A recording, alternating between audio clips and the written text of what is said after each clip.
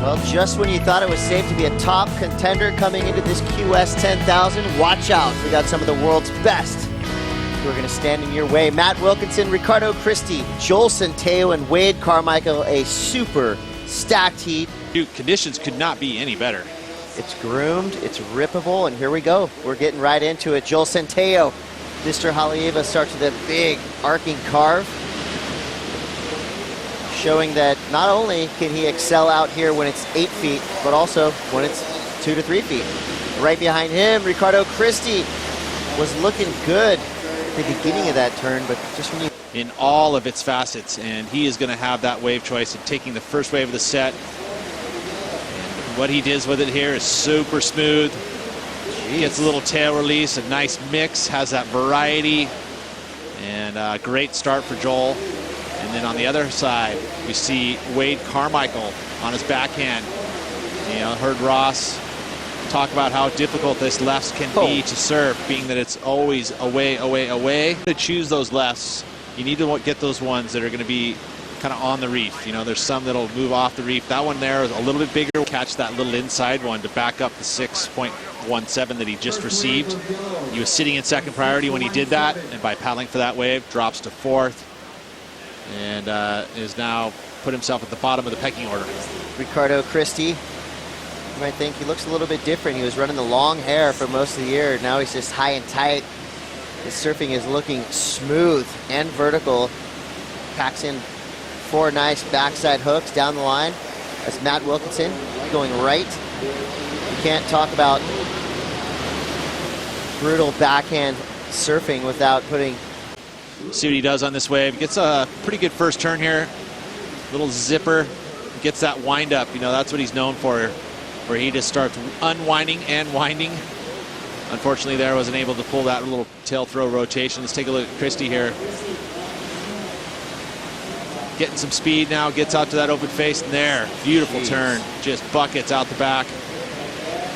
And that, you know, talk about windups. That was good. That was good stuff there from Ricardo. Definitely going to better those first 2 waves that came. Well, you're building momentum right now. We talked about it in an earlier interview. Very important for you to improve upon your current standings on the qualifying series. That's Wade Carmichael right now controlling the lineup. He's got a great score to start. We'll see. He is looking left. He's going to stick to his backhand, starts with the floater. Trying to get around this section. A tough takeoff. That is super important to get around that first section and do that. A big, powerful hook and backs it up. Another big series of turns for Wade Carmichael, the bearded one, all the way through to the inside. You see solid finish. So almost a mirror image of his first wave. Great surfing from Wade Carmichael.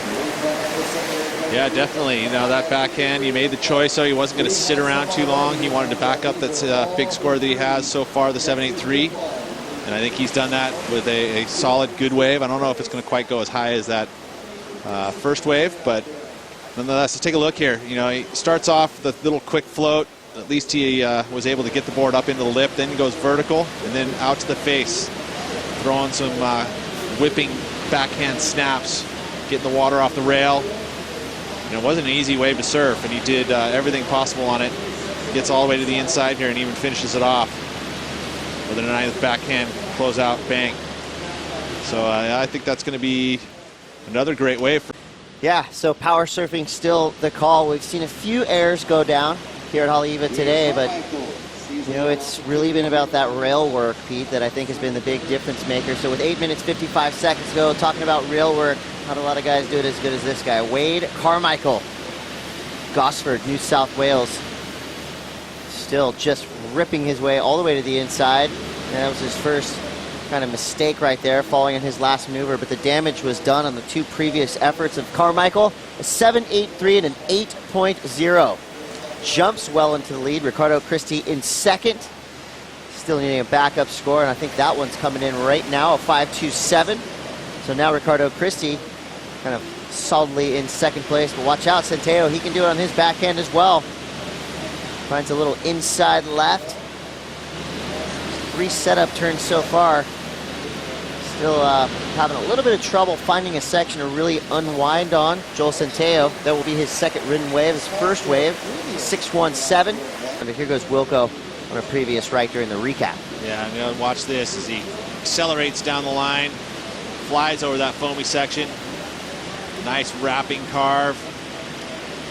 Multiple maneuvers on that wave, and this will definitely better his situation on wave number 3. And then behind him, Ricardo Christie on the backhand.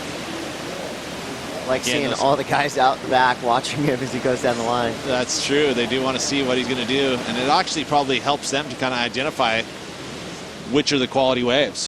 Is he really has the time to wind up and dig deep. Sometimes on these smaller face waves, he doesn't really have that windshield wiper turn because he's so on rail. Sometimes it's tough for him to fit turns in, but here goes Ricardo Christie, 6'1", so he's a tall kid. Something going on there. He looked a little stiff. Tender, yeah, a little tender, huh? Oh, this is more like it for Matt Wilkinson. Bigger wave to work with. Nice opening turn, but gets caught behind. Minutes to go. Joel Centeo has been waiting patiently. This will be his 3rd wave ridden. He's trying to throw away a 4.33. Gets onto the open face. Nice. Traditional classic carving cutback. Throws the tail a little bit on the end of that 3rd carve. So there you see the urgency in which Joel Centeo knows he needs to get back outside. Utilizing his priority, it's Wade Carmichael. Now going on his forehand. This wave pretty flat. Not really offering him much. 3 minutes, 22 seconds ago. Joel being super hyper competitive, splitting the peak with Matt Wilkinson. What's he do here? Looking for the air. Gets up and over, lands on the board, but can't rotate out of it. This is a look at Joel Centeo, his last wave. That big round carve. That was nice. And then again, out to the open face. That time punches the tail out, a little fin release, ever so slightly, and then hyper competitive. See that? He just digging to get back to the outside. Let's look at Ricardo Christie here. He's trying to better a 5.27. And unfortunately, that's the way those lefts. It looks like you have the time to be able to do the snap and then be able to get back up again. Out there and just to start surfing and getting 5s and 6s. And that kind of what happened to him at the Gold Coast. But then the next event at Margaret River, he opened up as we watch live action here. Well, Centeo now putting it together on his backhand. As we see Matt Wilkinson, always exciting when he takes off and winds up. Ability to go vertical right here. You see that wider stance that Wilco has. Those backside quick snaps, a little bit more difficult, but they look so much better when he really has the ability to coil up into them. Sometimes you see guys with a narrow stance, they can kind of just place the board up. Wilco really has to dig, but here goes Centeo going left. Yeah, and this was that replay of the left. Nice snap there. Right back into a big float, and the wave shuts down. So 2 moves there from Centeo. That right-hander he rode earlier came in at a 4.93. Let's watch Wilco's replay here. You talk about that wind-up, and there's no pump off the back end. It's just straight top to bottom surfing. Getting that big finish, and he is on his way. Matt Wilkinson, he needs a 7.37. Opting to go left. Starts with 1 turn. Now he's pushing down the line, gaining speed through a bounce. A little difficult wave to surf. We'll see if he's got one more chance on the inside. So a strange, kind of awkward wave for Wilco, but he surfs it all the way to the beach nonetheless. His last wave is going to come through at a mid-ranger, so he's most likely going to be getting that big finish, and he is on his way. Matt Wilkinson, he needs a 7.37. Opting to go left. Starts with 1 turn. Now he's pushing down the line, gaining speed through a bounce. A little difficult wave to surf. We'll see if he's got one more chance on the inside. So a strange, kind of awkward wave for Wilco, but he surfs it all the way to the beach nonetheless. His last wave is going to come through at a mid-ranger, so he's most likely going to replace both of his scores on the board. Wade Carmichael, we feel like he is safe in that top spot.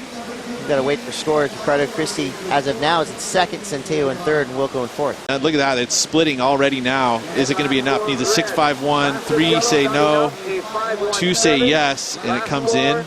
Just under a 6.3. There you see the reaction from Wilco. A little glare up to the judges. Well, you know, it was on the line right there. I mean, that was an extremely difficult wave to ride.